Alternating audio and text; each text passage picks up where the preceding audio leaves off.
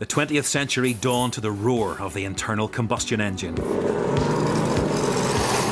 Across Europe, engineers and designers were harnessing the power of this developing technology with new machines, competing against each other to see whose were the fastest. Their hunger for speed caught the public imagination and gave birth to an exciting new sport: motor racing. Pioneering names like Aston Martin, Bentley, Alfa Romeo, Mercedes and more thrilled thousands as huge crowds gathered to watch their epic road battles. What happened here in Northern Ireland became part of motor racing's foundation story. For almost a decade, these were the roads where the fastest machines in the world and the men who drove them fought for supremacy in the race they all wanted to win, until tragedy changed everything.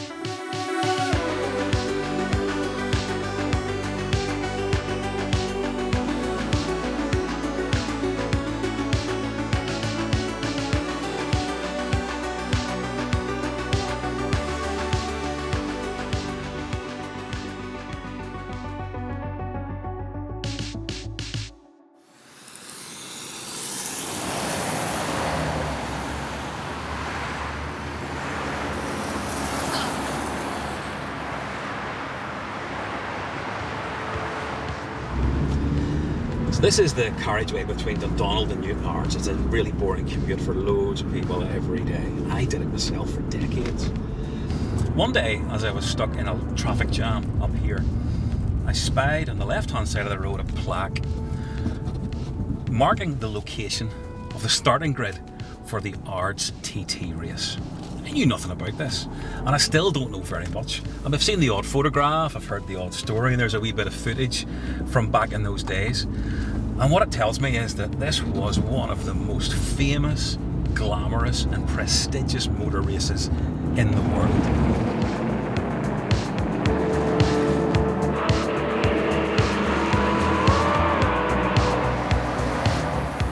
And here's the plaque: Tourist Trophy Races, Ards Circuit, 1928 to 1936. It is amazing to think that here was a huge grandstand the whole way around the course, up to about 500,000 people who flocked here to see this take place. The greatest motorsport brands in the world coming to the Ards circuit.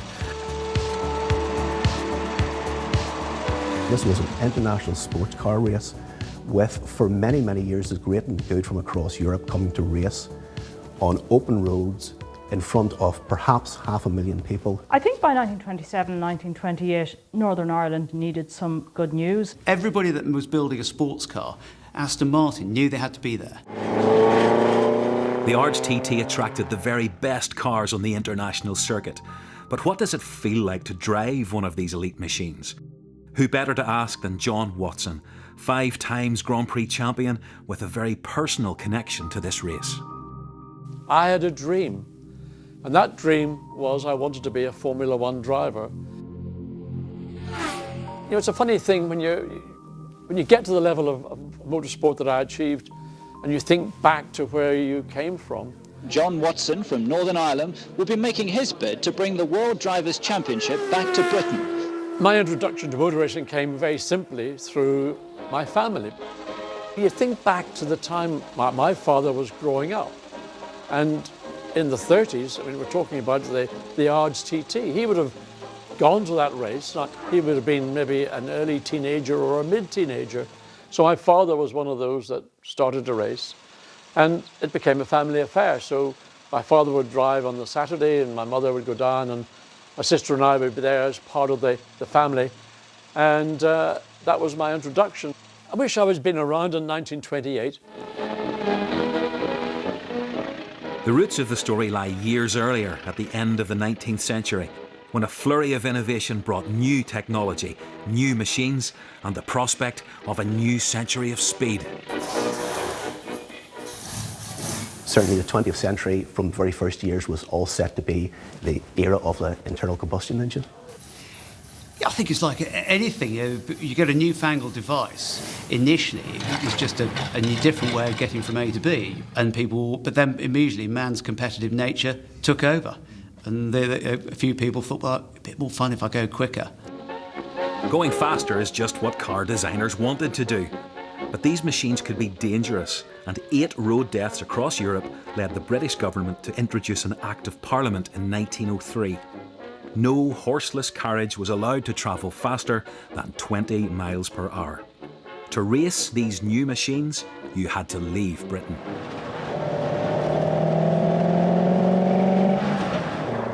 American newspaper millionaire and road racing fanatic Gordon Bennett found a way to swerve around the 20-mile-an-hour speed limit in England. In 1903, he convinced local councils in Ireland, which back then was still part of the British Empire, to allow road racing on Irish roads. Drivers in their swanky new cars competed on this island for the coveted Gordon Bennett Trophy. That's indeed where the birth of British Racing Green is allegedly comes from. The cars were painted dark green in honour of Ireland hosting that event. It fell to a group of far-sighted industrialists and motor car enthusiasts to come up with a plan to circumvent the 20 miles per hour limit and get the cars racing. This is the Royal Automobile Club in Pall Mall in London, the home and cathedral of British motoring. A place where races have been planned, where Grand Prix have been celebrated, and where some of the most precious trophies in motorsport are still held to this day. This club was founded by a lot of early pioneers of the motor industry. They needed to convert a slightly sceptical population that the car was a thing of the future. The RAC came up with the idea of a TT, a tourist trophy. It's our most important trophy in the trophy cabinets. It's the oldest continuously competed for motorsports trophy in the world. The reason it was called the Tourist Trophy was to attract tourists to come and watch the great spectacle. So in September 1905, they held the first Tourist Trophy. The race was not necessarily about absolute speed, but it was about proving the most reliable and the fastest touring car. It was a real race for people to win because with no other serious competition, how did you demonstrate that your car was the best car on the road? This tourist trophy, the very first TT, was held in the Isle of Man in 1905.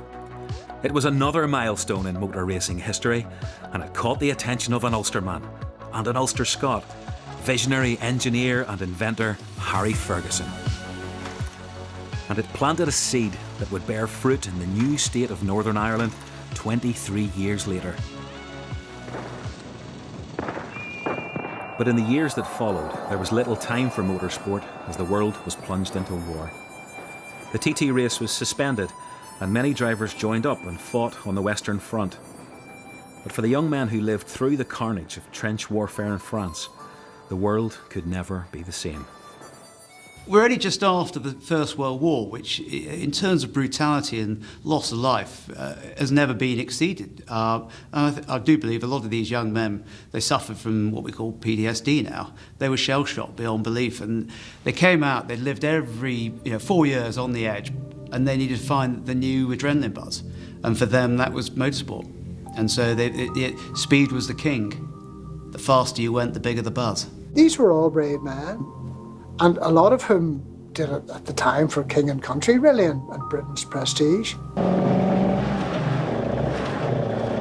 In the aftermath of the war, the world was changed utterly. And on the island of Ireland, after years of conflict and political uncertainty, the new state of Northern Ireland emerged in 1921. This is Union Theological College in Belfast, and the inscription above the door is why we're here, because this is where the Parliament of Northern Ireland was held from 1921 to 1932. Northern Ireland's first Prime Minister was the Ulster Scot Sir James Craig, and he faced huge challenges in the years that followed the establishment of the new state. I think by 1927, 1928, Northern Ireland needed some good news. There were key industrialists and other businessmen who had an interest in seeing Northern Ireland not just survive, but thrive economically. And I suppose even reputationally, it was important for them to prove that Northern Ireland could work. This is an effort to put a good face on Northern Ireland to the outside world. Sir James Craig, a canny businessman, saw the value in tourism and high-profile events that could attract visitors and much-needed investment.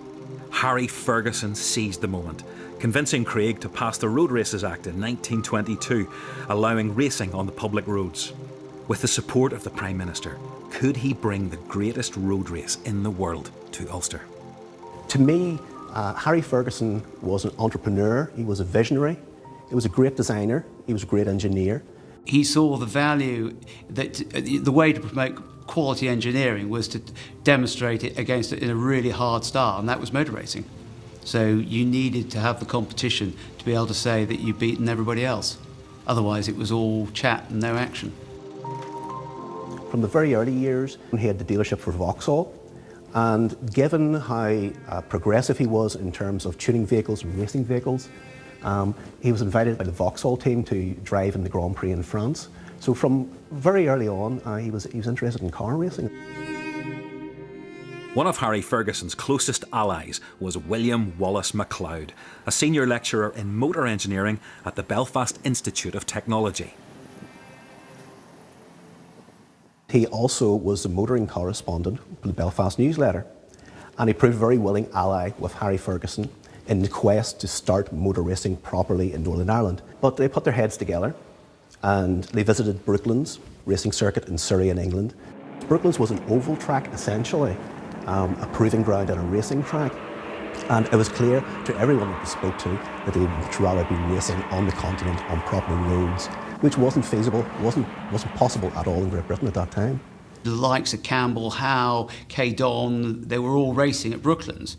But it must have got a little bit boring going to the same track, every weekend and going round and round. And as we know from some of the period footage, occasionally they flew off the banking.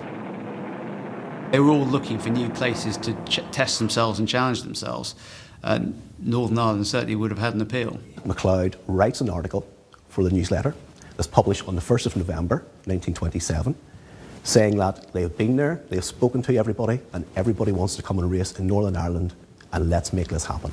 Harry Ferguson, in the Belfast newsletter, the correspondence to MacLeod's original article, made it very clear that he wanted a great race.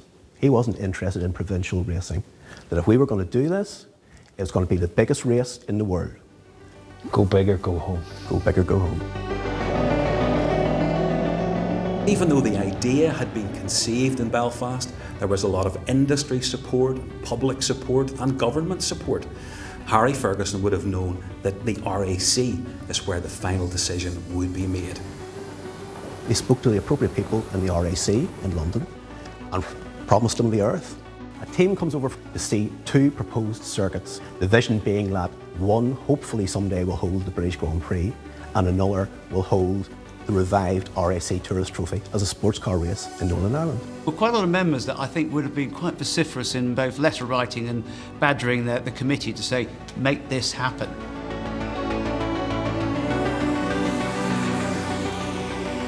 Armed with their new road closing orders, Ferguson, MacLeod and a delegation from the RAC chose this 13-mile route in North Down, all the way down here past Bradshaw's Brae into the streets of Newton Ards town centre.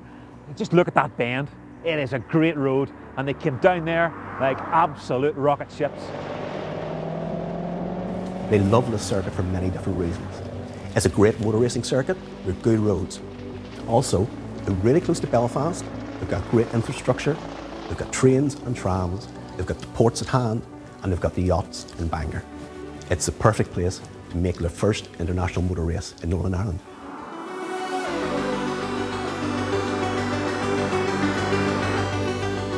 Journalist Rick Farraher grew up in the Isle of Man and is taking me to find out a bit more about the circuit Ferguson and MacLeod proposed. We have come to meet Simon Thomas, who has spent a lifetime researching the race.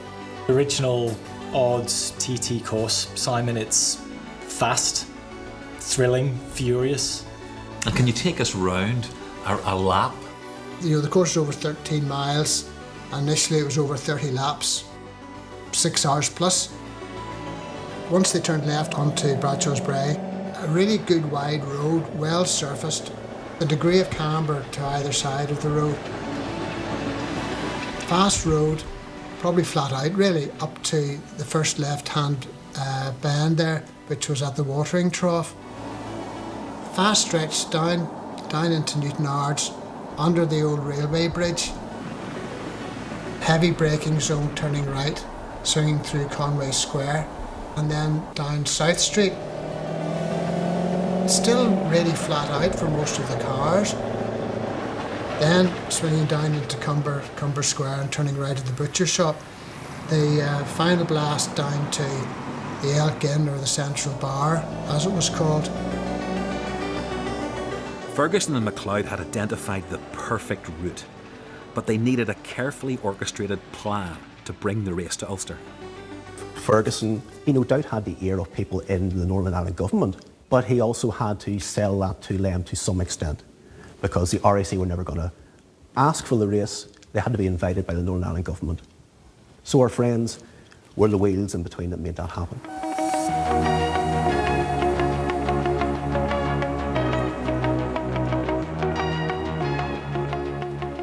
This is exciting. This is the archive of government papers from 1927, 1928.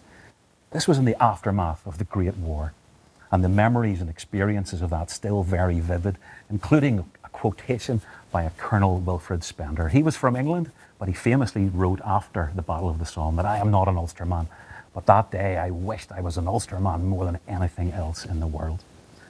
He got a job with the Northern Ireland government, and it was Spender who signed off on the Road Races Act. That was the legislation which meant that motor racing could take place on public roads in the new Northern Ireland, a unique piece of legislation on these islands.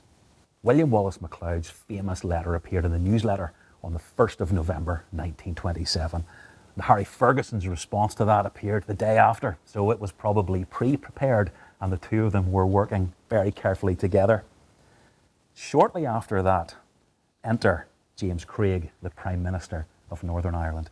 He wrote this: "The Right Honourable Viscount Craigavon, Prime Minister of Northern Ireland, states that he is delighted to see that the first official meeting of the subcommittee convening the question of holding a Grand Prix motor car race in Ulster next year, that it took place and it will be found possible for it to take place."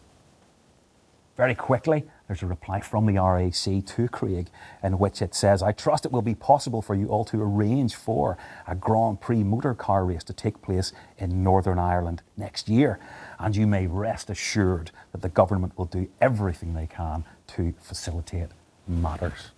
So not only do you have Ferguson and MacLeod bringing their genius to bear, but the RAC and the government of Northern Ireland are there as well. I think from the club's point of view in 1928, the key bit was the enthusiasm but the Northern Irish government to actually close the roads. That was, that made everything possible. And I suspect that in those days, everybody was leaned onto on the basis it was good for the nation, for the province. I think people needed good news stories then, didn't they? We're only 10 years after the brutal First World War. We're about to head into a recession. To suddenly have a world-class event on your doorstep, it was a really good thing. And as I say, it put Northern Ireland on the map, I believe. Ferguson and MacLeod had pulled it off, and the world's most prestigious road race was coming to Ulster. And this is it, the Tourist Trophy. Absolutely beautiful. And around the base, inscribed in these silver panels, Ards Circuit Ulster, 1928 onwards on one side, and the 1930s on the other side. I mean, this is a legendary piece of silverware. It's one of the earliest, maybe the earliest trophy in motorsport, and it normally lives in this enormous glittering trophy cabinet just behind us, right beside the one which says Lewis Hamilton, Lewis Hamilton, Lewis Hamilton. In its era, the drivers who participated in Ards were of Hamilton's calibre, the finest, the fastest, the most glamorous, and they flocked to Ards and Cumber and Dundonald to compete for this.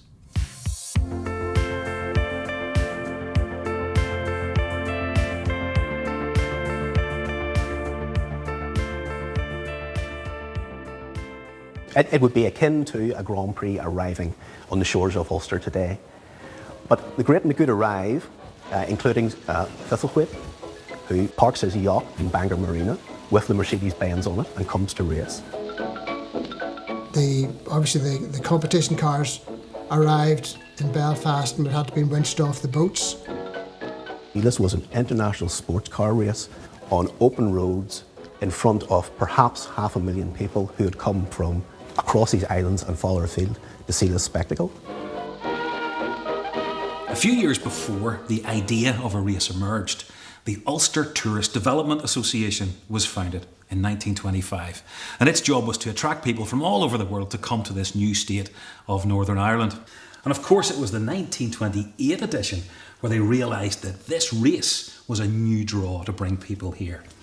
And when you turn to the advert on the right hand page here, there it is, Ulster's International Motor Car Race, 18th of August 1928. Motor racing was big time. Everybody that was building a sports car knew they had to be there. You had Caracciolo, then you had Nuvolari, Freddie Dixon. They really didn't know fear, those chaps. It was all about the winning, the daring do.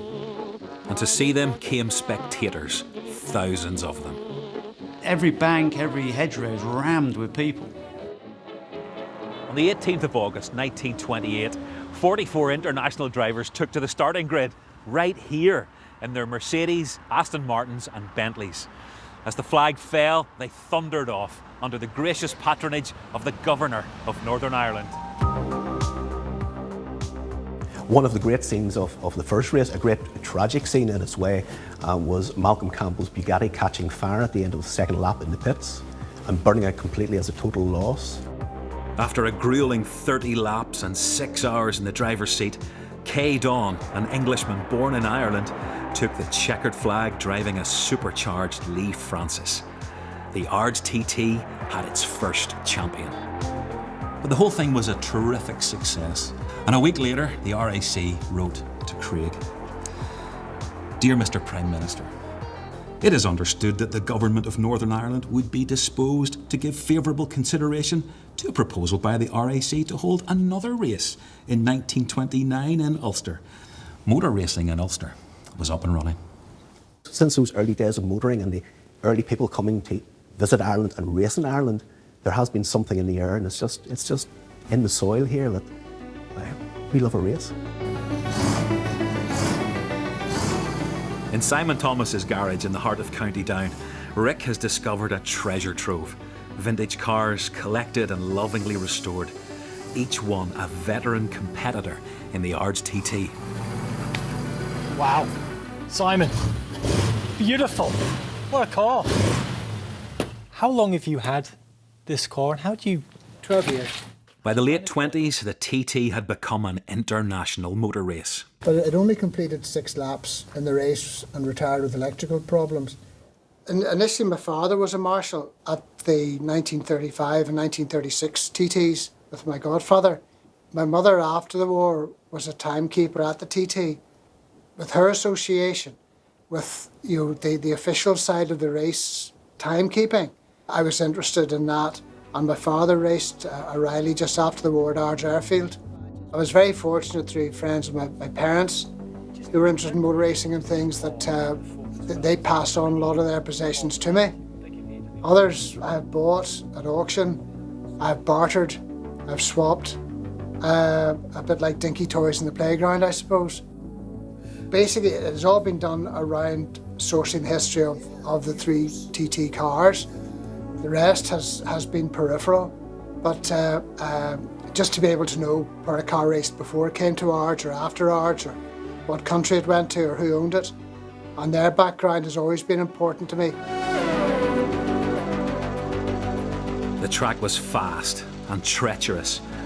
Here is Hall on his Bentley. Kay Dawn, the original Ards TT winner, had a lucky escape. I just skidded, turned it round and turned it over. I was stuck underneath the car. And if I had strapped myself in the car, they wouldn't have been able to pull me out. There are drivers who are driving a race car And then there are racing drivers. I like to think I was a racing driver. And the element of being a racing driver is you want to beat your competitor. If you look at the quality of the field, both in drivers and in cars, every big name was there. It was the ABC. I can start with the first two, Alfa Romeo and Bentley. Think of the logistics for Alfa Romeo to wake up in Varese and say, right, we're going all the way to Northern Ireland because that's the most important race to win in the world. You know, the manufacturers realised with the coverage the race got that the saying was race and win on Saturday, sell on Monday. British manufacturers bringing in the best of continental talent to drive their cars. So every box was really ticked. What an amazing roll call of winners. Nuvolari, one of the greatest drivers that ever raced. He won twice, in a 1-2-3 for Alfa Romeo. Imagine someone like Tazio Nuvolari, the Commendatore, outright racers, people that grabbed the car by the scruff of the neck and ragged that car to the limit of the car, to the limit of the racetrack, sometimes beyond the limit of the racetrack, entertaining a public who had been enthralled to see a driver of that skill and magnitude driving around Quarry Corner, going up towards Bradshaw's Brae, down into Newton Ards, then the straight between Newton Ards and Cumber, then that tricky section past Ballystockard, back to Dundonald to the Hairpin.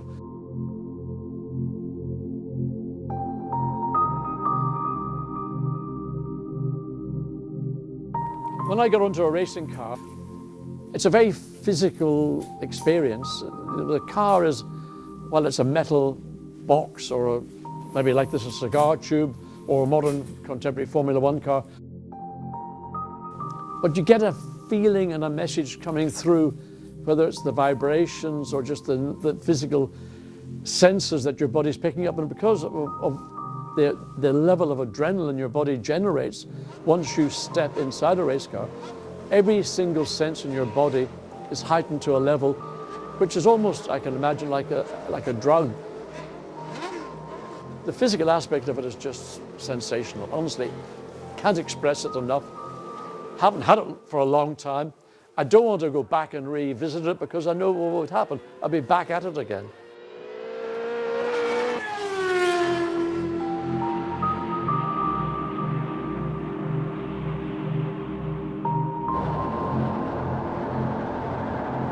The 5th of September 1936 dawned rainy and cold. There were already safety concerns over the race due to the number of spectators and also the steadily rising speeds. Notable Freddie Dixon can repeat his last year's victory. For Freddie is the man who takes bigger risks than anyone and seems to get away with it. Health and safety, I don't even know if it was even those two words existed. Technology of the day and the safety issues and concerns, both for competitor, but maybe more importantly, for spectators. They were racing in light cotton overalls with maybe a cotton flying helmet, no safety gear. But the style of a race at that time was a different style to where we are today, because you're driving then on public roads. You think to the lap times they were achieving back then, just under 80 miles an hour, average speed for a 13.5-mile racetrack. Even in today's terms, if you could take a quick road car and lap at nearly 80 miles an hour average speed, easy, but this is going back 80, 90 years. This year there are 33 starters for the fastest road race in the British Isles, the RAC Tourist Trophy.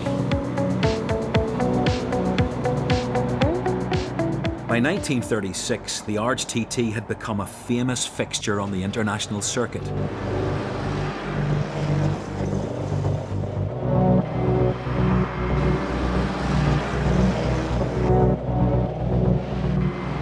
To all intents and purposes, it was a huge success.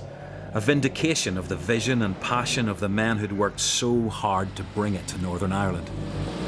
This year's Tourist Trophy will be remembered above all for one of the most terrible accidents in the history of international motor racing.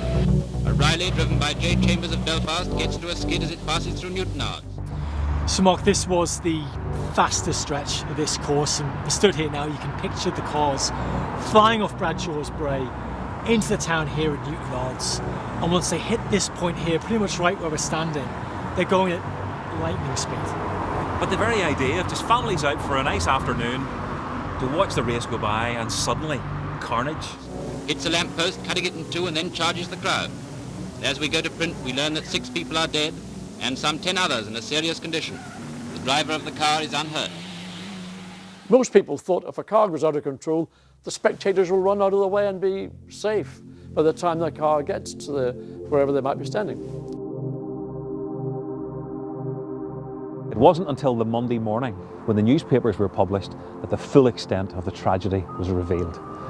8 people were dead and over 40 injured. Standing here today, it's hard to believe that this is the scene of Northern Ireland's worst racing car disaster.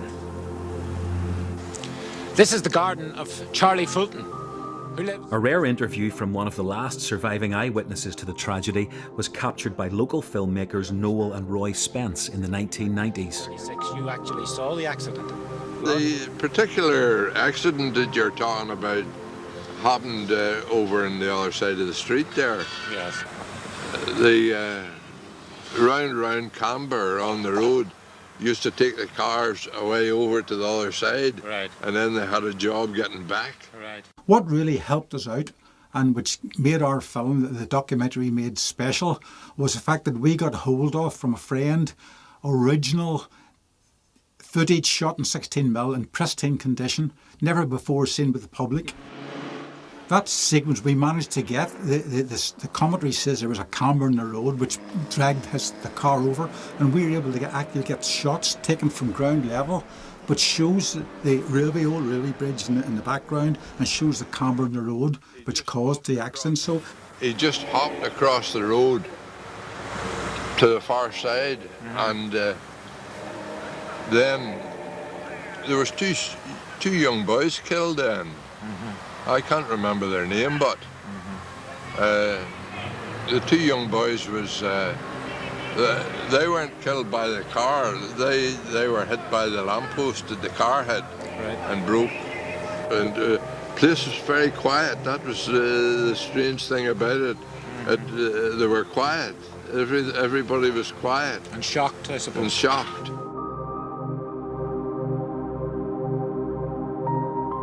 And I thought it was quite poignant when he told about the silence after the accident. He said there was no fuss, it was just a hushed silence. A dreadful thing. Again, my father and my godfather were young marshals just up the road, and they didn't know about the accident because the accident happened just beside the hospital. And the race continued, and it was absolutely shocking. And to my mind, really coloured my thoughts on the TT.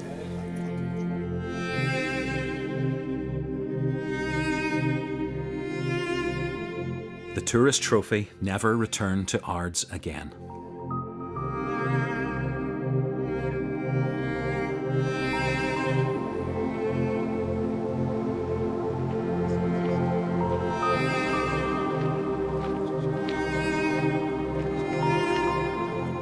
This is the grave of Samuel Wilson. Called home 5th of September 1936, aged 14 years. 14. And for all the international glamour and attention, this is the local tragedy that the family and neighbours were left with. Samuel just one of the 8 victims that day, and some of the others are buried in the cemetery.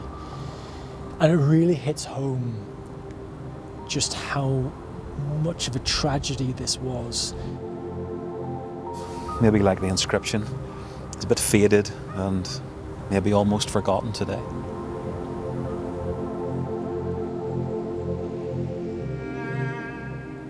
Sam was very young. There aren't many families left today who have a connection back to the Ards TT, but we have found 2 of his relatives, Valerie and Jenny, who have invited me to their home tonight, where I hope we can find out more.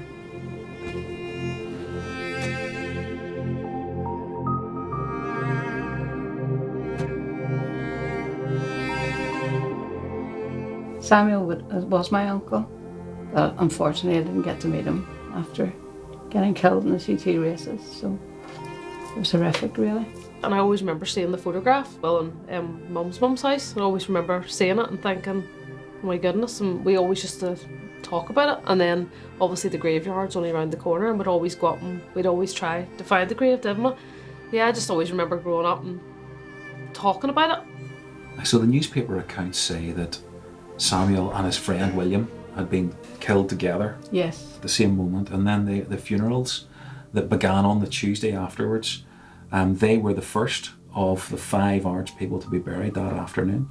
And then even in the cortege, walking along behind, was the father of the driver, Alderman Chambers, which is an amazingly gracious thing for the people of Ards and for your families to accept him to participate in the grief of the town is just incredible.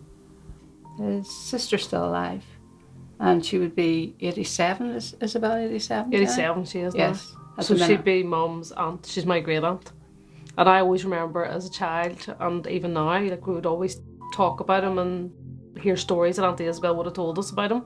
And obviously Mum passes all the stories down to me, so it's lovely to hear. And then obviously where he was killed, and sometimes I would talk to him, even though people would probably think I'm crazy. I love this photograph because I really think I can see the resemblance of Sammy. I think Sammy really looks like Mum in that photograph. You know, like her nose. I was coming out of one of my friend's houses actually, and this gentleman stopped to talk to me. And I think he wanted to share the story with me that he had been Samuel's friend when he was a young boy.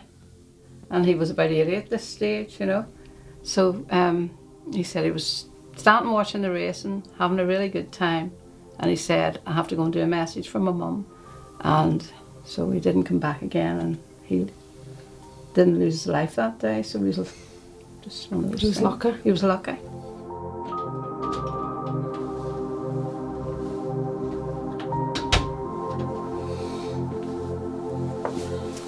We've just had a really moving evening here with Valerie and Jenny at the family home in Newton Ards, talking with them about Samuel and of how the tragedy of his death has affected the family right down through the generations.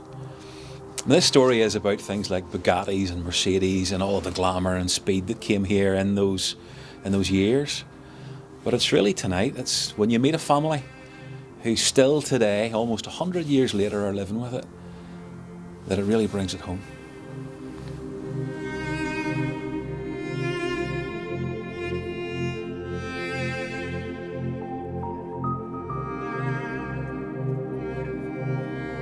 If you had been in the committee of the RSC at the time, you probably would, or I would have made probably the similar decision. You know, it's a very difficult thing to ignore death.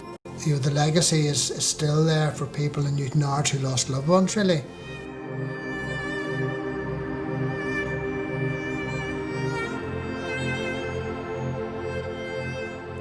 The vision and ambition of Ferguson and MacLeod meant that for those few years, the eyes of the world were on this corner of Ulster, my home place. Cumber is a town I've known my whole life. You know, the cars came out of Newton Ards, charged into Cumber Square, hurtled round Butcher Shop Corner and on to Dundonald. The high octane intensity of those days, I mean, you can just picture it when you stand here. But the memories of those days are bittersweet. But when I think of young Samuel and those other lost lives, I wonder, was the incredible success really worth the terrible price that was paid?